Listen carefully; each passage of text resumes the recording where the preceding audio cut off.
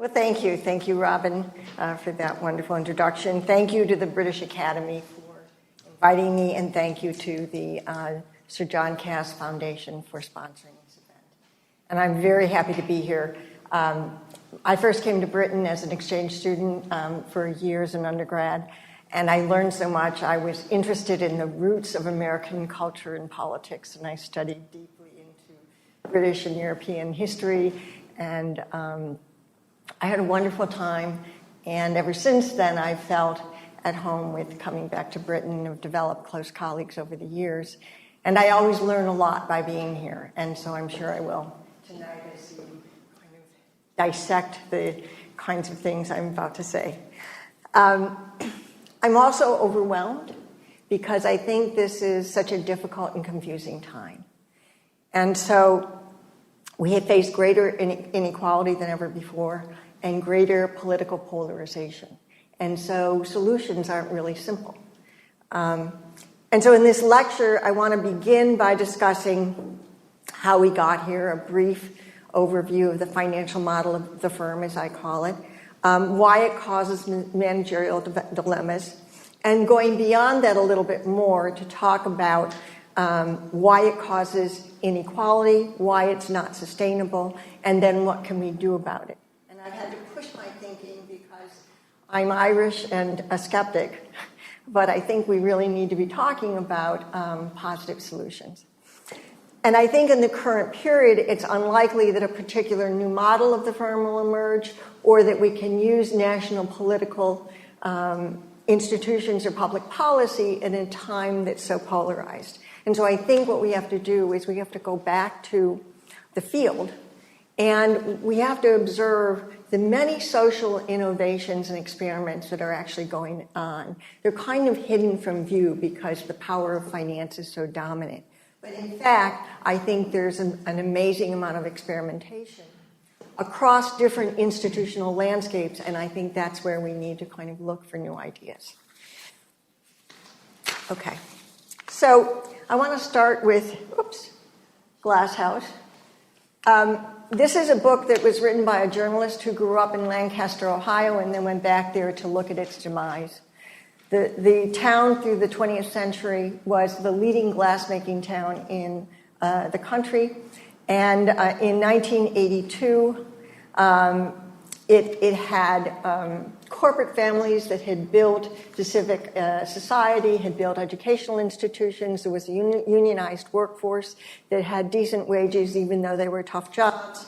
And in 1982, Carl Icahn, the corporate raider, came in and tried to take over the company, but actually it survived.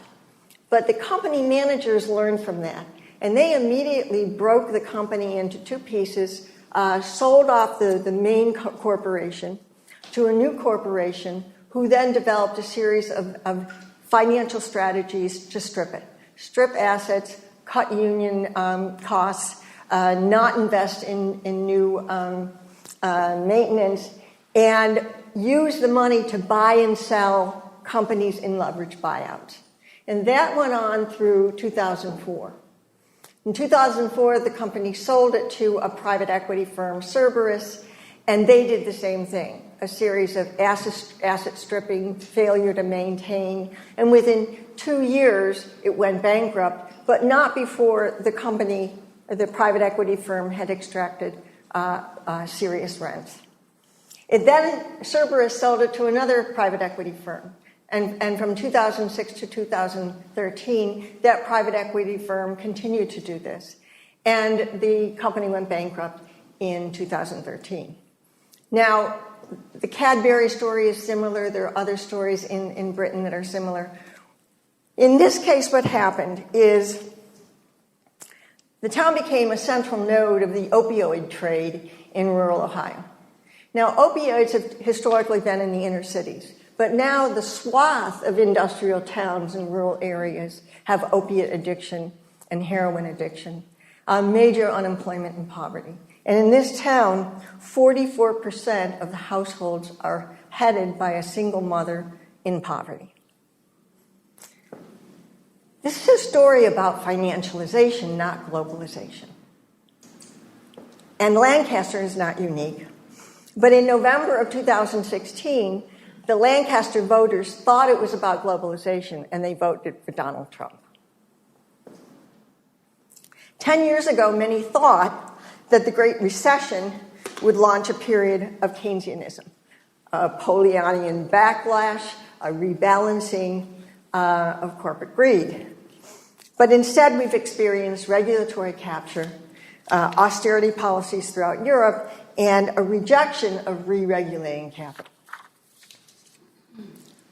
So with that, what I want to do is turn to a brief overview of the financial model of the firm and how it differs from the managerial model.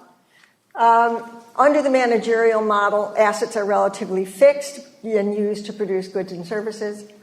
Retained earnings are used to reinvest for innovation and growth. And managers with industry experience run the operations, create operational innovation, and need to cooperate with labor in order to produce goods and services. In contrast, the financial model views the firm as a bundle of assets to be bought and sold. And with the returns, the gains, not going to reinvestment, but going into dividends and shareholder and stock price increases. It's a rent-extracting machine. Regardless of whether value is created, it's a rent-extracting machine. Firms manage for cash. They increase cash returns via a range of financial activities that include sale of their real estate assets, sale of profitable businesses that may not be quite profitable enough, fee-generating activities, tax, arbitrage, etc. And again, with the goal of returning the proceeds through dividends and stock buybacks. Okay, so I'm going to highlight 3 dimensions of the model that I think are important. There are others. The first is this tie of executive pay to stock performance or stock options. This transforms top managers from organizational citizens or stewards into individual stockholders whose interest is in goosing the stock price as much as possible before they get out. So CEOs manage for cash with increased dividend payouts and stock buybacks, which artificially goose the stock price. The cumulative research on executive pay for performance shows that it crowds out intrinsic motivation, focuses on the stock price, leads to significantly higher likelihood of earnings manipulation, faulty products, safety problems, and shareholder lawsuits. The second piece of the story is on organizational design and the shift to a core competency model and the outsourcing of production and the selling off of, as I said, profitable or less profitable divisions. These asset-light models, they're not, the argument in the management literature is that they are designed to focus the firm. But a byproduct of that is that they return cash much more quickly that then can be used for dividends or stock buybacks. Most of the research has focused on offshoring or global supply chains.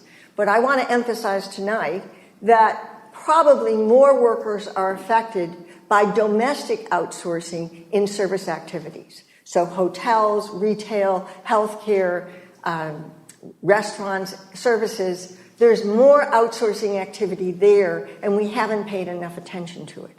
And I'm going to argue that that's an important source of inequality. The third management strategy turns labor into a variable cost. Now, recall that Gary Becker in the 60s revolutionized our thinking by talking about human capital as an asset that we should invest in. And that supported a managerial approach to the firm. Now, with the financial model, that is being undone. And so, with a core competency model, we retain a small group of people in-house that can be viewed as a quasi-fixed asset. but the remainder along the supply chain are turned into a commodity or a variable cost to be minimized. And this segmenting of the workforce has serious consequences. Now, academic scholars are co-architects of the financial model.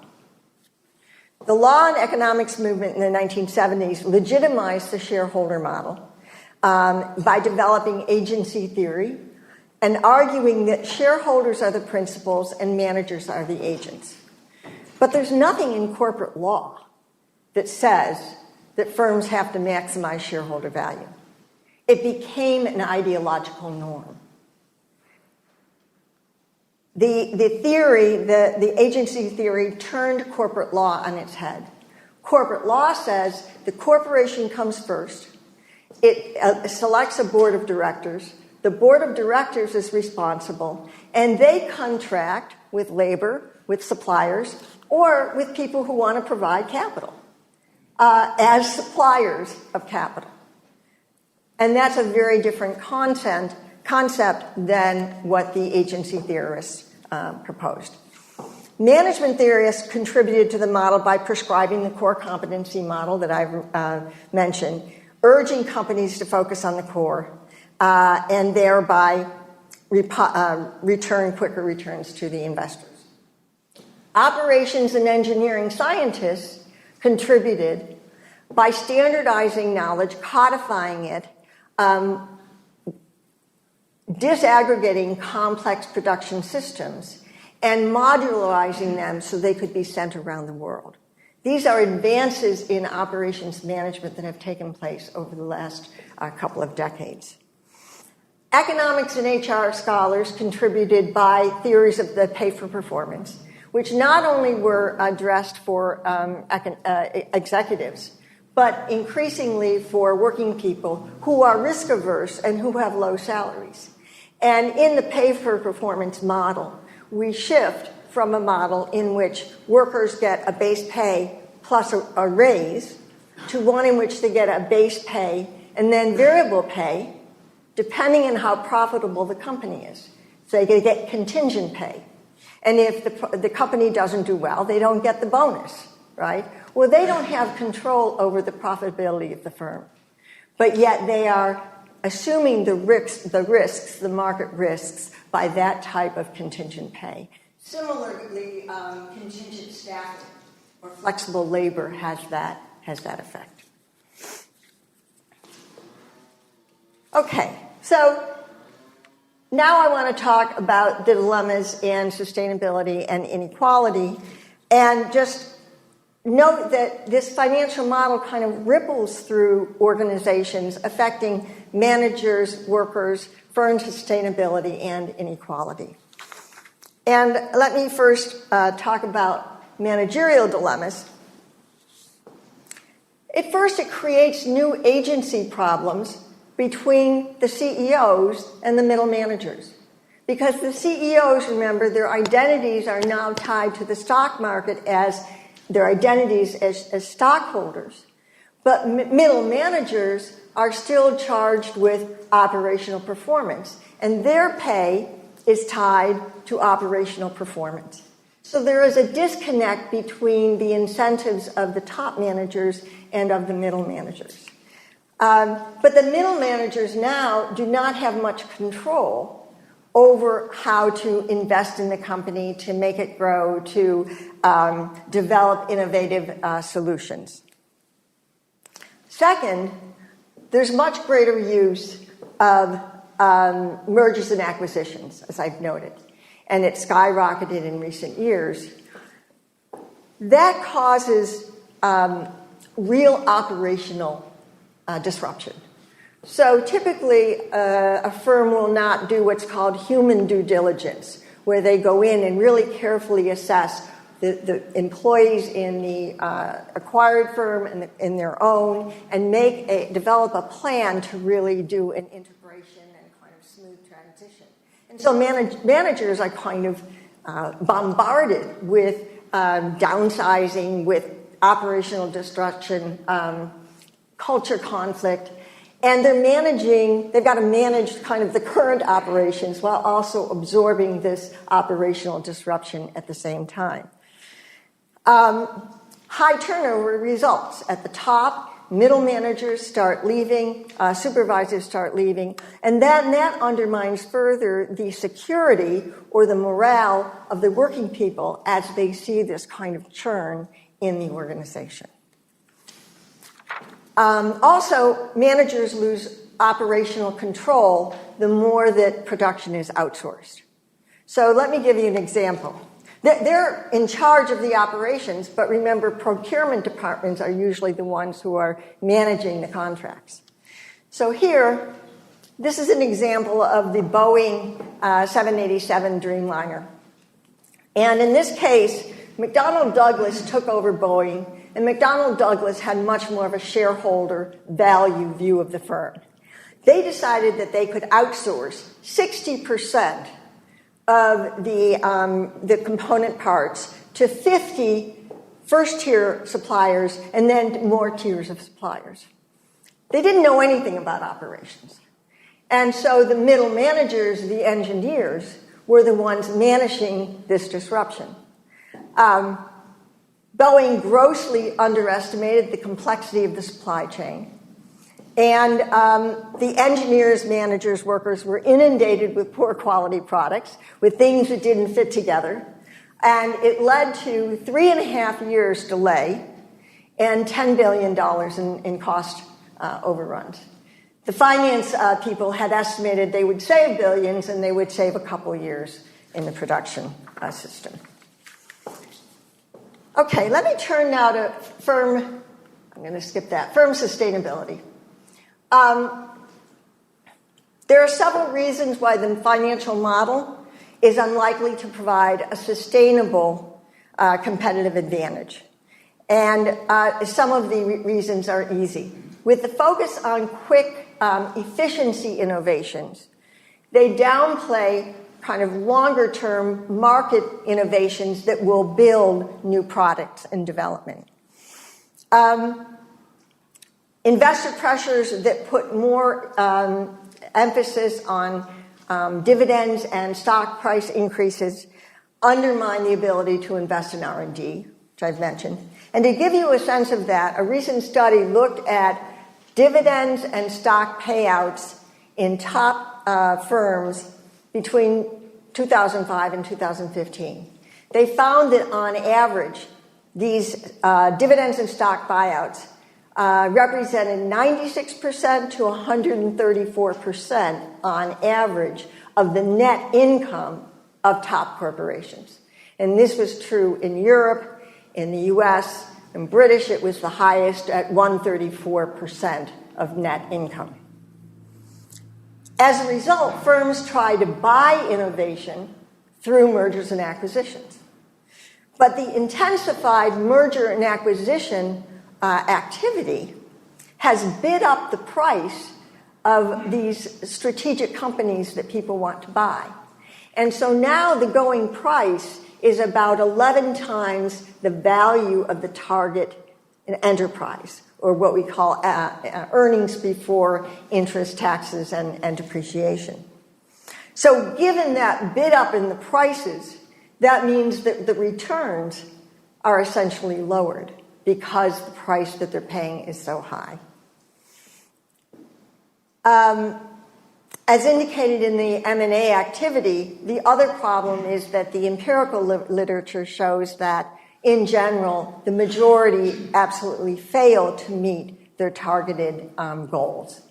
So the rapidity with which mergers and acquisitions occur, the operational disruption, most of them fail.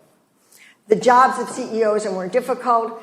CEO turnover is twice the level that it was in the 90s. It's now at about 17%, and this is based on 2,500 of the largest global corporations. Okay, finally, inequality. Now, how does this work? Well, first of all, we've talked about financial intermediaries such as hedge funds, private equity, money managers.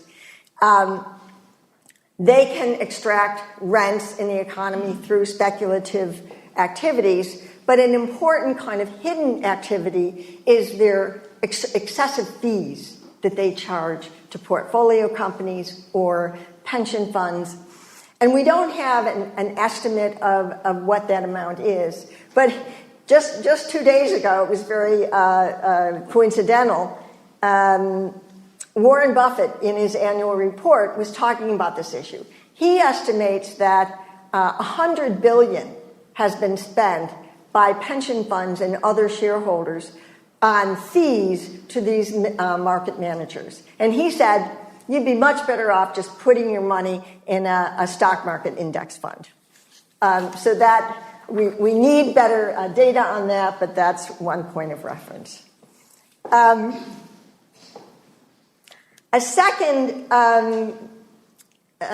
source of rents is, again, referring back to mergers and acquisitions. 90% of U.S. industries have increased their concentration in the last decade, which dramatically increases their market power. And one very important study that just came out was particularly on manufacturing. It showed that as that concentration level went up, there was no improvement in efficiencies that you're supposed to get from M&As, no improvement in quality, but the price markups, depending on the level of concentration, went from 15 to 50%.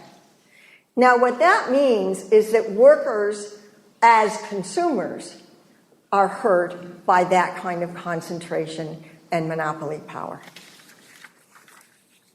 The third kind of mechanism, and I'm only highlighting a few, the third way in which lead firms can extract higher rents is through this process of domestic outsourcing. And I want to play out that argument here. Now, this is a hotel. Believe it or not, here's the hotel company. Oops, sorry. Oh, going the wrong way. Okay. And as you can see, it's not a kind of linear supply chain, but it outsources all sorts of things to, landscaping companies, security, industrial laundry, trucking, etc., food. And so there's a web of contractors. At each point in this node, there are opportunities to extract rents because each entity is a profit-making entity. So rather than having one large entity that has profits maximized at the top, each firm in the node wants a profit. And the lead firm, because it's more powerful, can set the terms and conditions and set the pricing of the contract and can pit suppliers against one another. And a good example is Walmart pitting suppliers against each other and having them bid for their costs. So this model, I argue, is a form that allows greater extraction of rents than had occurred in the prior model. So this occurs both at the top by extracting more rents at the top, but also squeezing labor at the bottom.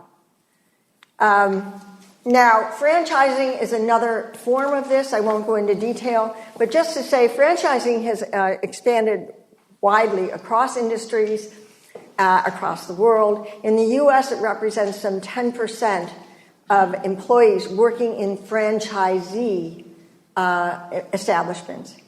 And this form basically is one in which the franchisor peels off a royalty or a tax right off the top, but shifts all the responsibilities and the liabilities to the franchisees who then are managing for costs. So now I do want to shift to a more positive note and identify ways that we might solve this problem. I think that scholars have a moral obligation to try to solve these problems, and many are embracing that. I'm sure you know there's been a host of books about reinventing the corporation, re-embedding the corporation, rethinking capitalism, the end of capitalism, the social economy, the foundational economy, just a series of efforts to try to say, what are some positive solutions to the financial model or to financialization? And what I think here is that no one dominant model will emerge, but and by the way, that we need to move beyond the corporation as a unit of analysis to more kind of look at institutions of social actors. And it's clear that national legal and regulatory levers right now are probably not at our disposal because of the level of polarization in our societies. So that is why I have moved to think about what are some of these emerging social innovations or models that might provide inspiration. And I think we need to look at institutional innovations in the institutional context in which they emerge, because they can't kind of emerge de novo out of the blue. Practitioners, small business people, unions, community groups are actively engaged in social experiments to change their local economies. And these provide a testing ground then to see what experiments might get to scale. Because this is a problem-centric area of research, we need interdisciplinary scholarship. That is, no one discipline can really solve this, but rather we need to get different angles on the solutions coming from labor and employment relations, management, finance, etc. And so what I want to do in the last set of slides is identify 3 sources of innovation that come from 3 different disciplines and 3 different walks of life. Labor institutions and social movements, research on alternative models of the corporation and corporate governance, and on social finance. And there are strengths and weaknesses in each of these approaches. And so no one solution is likely to solve our problems, but taken together we may learn something by looking across them, which is what I want to do in the next few slides. To take labor institutions and social movements, in Europe, there are important institutional levers for moving from industry bargaining and the kind of industrial relations systems we have to multi-level bargaining at the local, regional, European-wide or regional level or international. And that's a kind of rich area that is building out based on the existing institutions. But in the U.S., we have a fragmented system. We don't have those kinds of institutional levers. And so here, what I want to do is talk to you about another movement, and that is the Fight for 15. The Fight for 15 is a fight for $15 an hour. It emerged in November of 2012 when 200 workers in New York City went on strike for one day at 7 fast food chains. 4 years later, it included 600 cities in 30 countries in 6 continents for the one-day strike. It was just kind of took off. By November of 2016, the movement had achieved a pay raise for 20 to 22 million people in the U.S. in 54 states and cities. 10 million of those immediately go to a $15 raise. Another of 1.7 were in non-union corporations, where the leading corporations were kind of enveloped in this movement and voluntarily decided to raise their wages to $15 or more. Notably, the striking workers didn't lose their jobs, and in a kind of innovative twist, the movement always had workers go back to work surrounded by religious leaders and civic leaders, and basically saying, of course you're going to take these workers back, and that strategy was very effective. To put this movement into perspective, U.S. unions now represent only 6.7% of the private sector workforce. This movement gave a raise to 12 to 14% of the U.S. workforce in a matter of 4 years. The majority of workers, $15 an hour means moving from $18,000 or $20,000 to $30,000. That is a monumental change in their livelihoods. That's a monumental change. Now, it doesn't change the financial model, but it reins in the damage that has been done to working people's lives. Now, people worry that there are employment effects. If you increase the wage, you may decrease jobs or unemployment. And there's a kind of industry of econometric studies that have looked at this question and almost across the board said that employment is not affected. Rather, the mechanism of adjustment is that, in fact, employers do raise consumer prices, but not by much. So the elasticity in these econometric models is in the range of 5%. So think for $1 for your McDonald's hamburger, you pay 5 cents more. Workers are getting much more than that in a raise, and so they can easily handle it, and higher income people can handle it. So that doesn't seem to be a downside of this movement. Now, does this represent institutional change? Sorry. The skeptical view is that this has been funded almost entirely by one union, the Service Employees International Union, and they have put in an estimated $70 billion in 4 years. So how is that sustainable? The optimistic view is, first of all, these movements are establishing their own national organization with the intention of paying dues, and that fundamentally there's been an ideological shift and the building out of an entirely new generation of activists that are operating in a very different level. They are no longer bargaining on a firm-by-firm basis. They are creating citywide and then statewide movements that raise all boats and kind of take wages out of competition across the board. Now, another interesting part of it is that some businesses have been opposed to raising the minimum wage. But there are some businesses who are now coming to think that it's helpful because all of that money in the locality goes right back into local businesses and basic services. And so local businesses are seeing their revenues rise because of this kind of raising all boats in a given metropolitan area. Seattle is a primary example of where that's happened.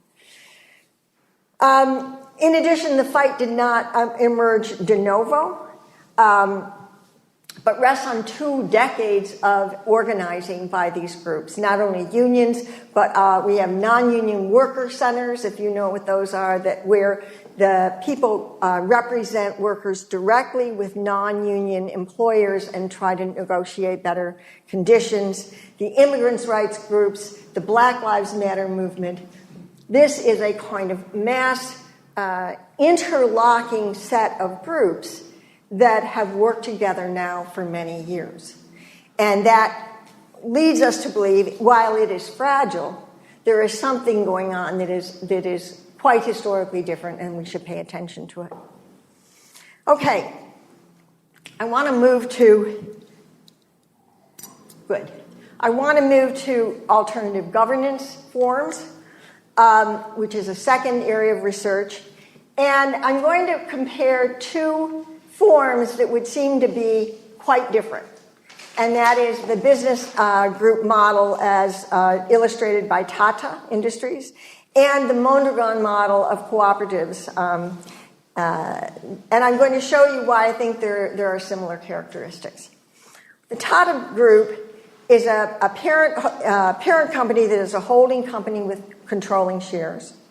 And it creates patient capital. So it finances initial investments and establishes strong norms, strong values, but does not interfere with the business. It sets up a network of legally independent businesses.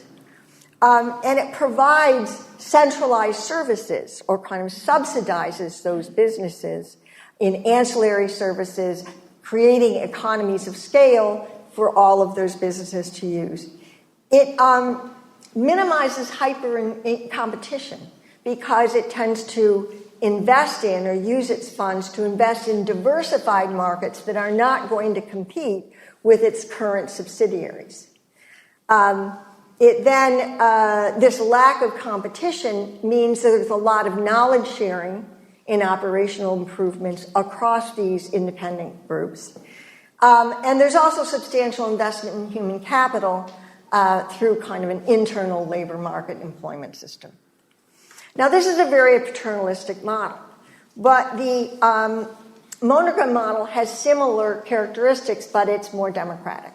So, for example, in this model, the financial backbone is a cooperative savings bank, which people are required to deposit in, and that provides low-cost loans to the member organizations and loans to build out, to invest in new enterprises.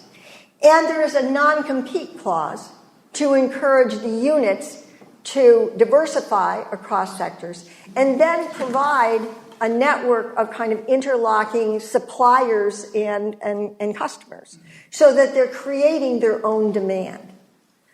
The Federation also has an educational cooperative that provides skills, a university, and the network is kind of a virtually integrated employment system. So people can move around.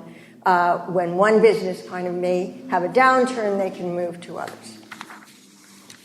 Now, the problem is that both of these models emerged from a very specific institutional environment. First of all, there was a void of capital. There was an institutional void in capital, access to capital. And there was also trust built on family, built on religion, built on a community.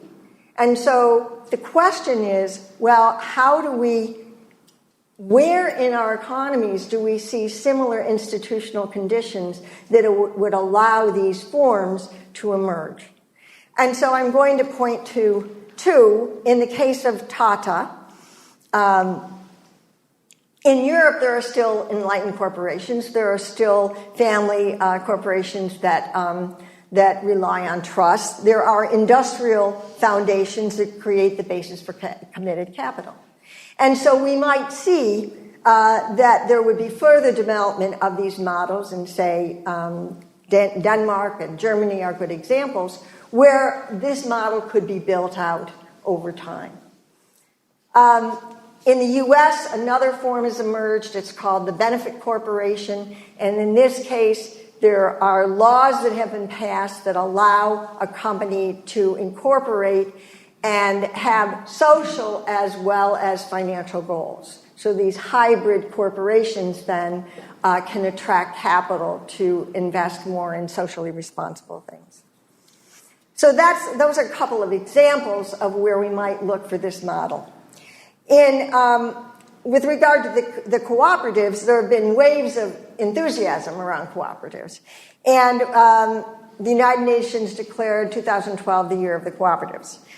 We know that cooperatives have been institutionalized, but of a certain kind, like buying cooperatives, marketing cooperatives, retail, insurance, banks, but that cooperatives like worker cooperatives, actually productive enterprises, have been much more difficult. They're much fewer, and for a number of reasons. They face barriers to entry, low capital, low experience of workers, ideological opposition. So they've been much harder to establish. But surprisingly, there's a number of initiatives to do so anyway. So, for example, recently, the mayor of New York set aside $1.2 billion to fund worker cooperatives in New York City as one solution to kind of low-wage work. Industrial cities throughout the U.S. are taking the idea of anchor institutions such as hospitals and then negotiating with them to turn their supply chains more into local suppliers and building out cooperatives that supply based on these anchor institutions that are not going anywhere. Now, it's in the interest of hospitals to do this because if they reduce poverty in their surrounding area, their healthcare costs go down. And so it's a kind of win-win in those localities. There's also a very interesting movement in the U.S. The Clinton administration 20 years ago set up funds to increase equity and loanable funds for community economic development. And they provided tax credits, et cetera. That fund has now raised $35 billion in funds for micro enterprises, small businesses throughout the country. And Goldman Sachs, as an example, is putting in $50 million a year over 10 years. Starbucks is doing the same. A series of corporations are doing this to get the tax breaks and to build out an investment fund for these kinds of enterprises. Okay, I'm going to close with the third. Some of my slides didn't get taken out. I want to close with the third area, which is social finance. And this kind of segues from the prior comments I was making. The starting point with social finance is to say shareholder class is not a homogeneous class, and that various types of investors can be peeled off and have different interests. So while there's a minority of activist investors who want quick returns, there are many more who either are risk averse, who have patient capital, who are in there for the long run, or who want to do social investing as well as have some financial return. So we can think about disaggregating the group of investors and having them invest in alternative forms. The broad field of social finance, I think, is very exciting because it includes a wide array of concepts: impact investing, social investment, green investment, community finance. And what the institutional foundation here may be leading business schools, where there's an excitement about social entrepreneurship, about social enterprise. There are many courses on this topic. There are leading research institutes, and this may provide a kind of incubator for those kinds of interesting ideas. The question is whether they remain kind of islands of excellence, individual entrepreneurship, or whether they can get to scale or get embedded in a larger kind of frame of local and regional development. And so here is where I want to turn to a model that brings these things together. And that's the experiments in Quebec, the province of Quebec. The Quebec model is 20 years old, and it brings together these three streams: the innovations in labor, the innovations in organizational governance, and the innovations in social finance. It builds on its own institutional strengths, which it had a strong labor union. It had a history of consultation between business, government, and labor. But it also emerged out of economic crisis in the 90s because community groups and activists went to the government and pushed them over issues of unemployment and poverty. And the government conceded and brought in them as a fourth partner in this consultation process. And as a result, what was called Le Chantier, or the Route to the Social Economy, this organization became a nonprofit representing the interests of labor, communities, cooperatives, et cetera, across many sectors, and negotiating with the multiple governments over funding and over public policy support. And so what you see is something that looks like this, where we have finance, and I'll talk about that in a minute, training and retraining, enterprise services, and research projects and partnerships. And together that umbrella network has been kind of what they call co-constructing public policy. Okay? Now, the key to this model is social finance, and how do you do that? And Quebec has done a number of innovative things to create a range of funds. So, for example, first thing, its unions created pension funds that then started investing directly in the local economy. The public funds became available with this Le Chantier model, and the government initially put in public funds for cooperatives, for micro-enterprises, for a series of collective activities. And then over time, specialized instruments were developed. So, for example, a union-based credit union for cooperatives, a social investment fund for long-term loans, another investment fund for revolving short-term loans, a regional development fund backed by tax credits, a tax plan to insure workers against risk, specialized sector-specific investment funds. And right now there's a big push on the arts and culture sector, where Montreal builds its tourist economy. And in addition, the Chantier does ongoing research now with universities, identifying the pockets of opportunity for economic development, working in collaboration with them and the government. So the Quebec is now a mixed economy, we would say. The private sector is alive and well. It's productive, it's ongoing, but there's also a social economy that is in parallel with it. And as the social economy has done well, private sector banks and individuals are increasingly putting money into the Chantier's investment funds. And so we're seeing a build out and a kind of institutional infrastructure designed to create a more inclusive economy. So let me close. I'm close. I want to return to the glass house.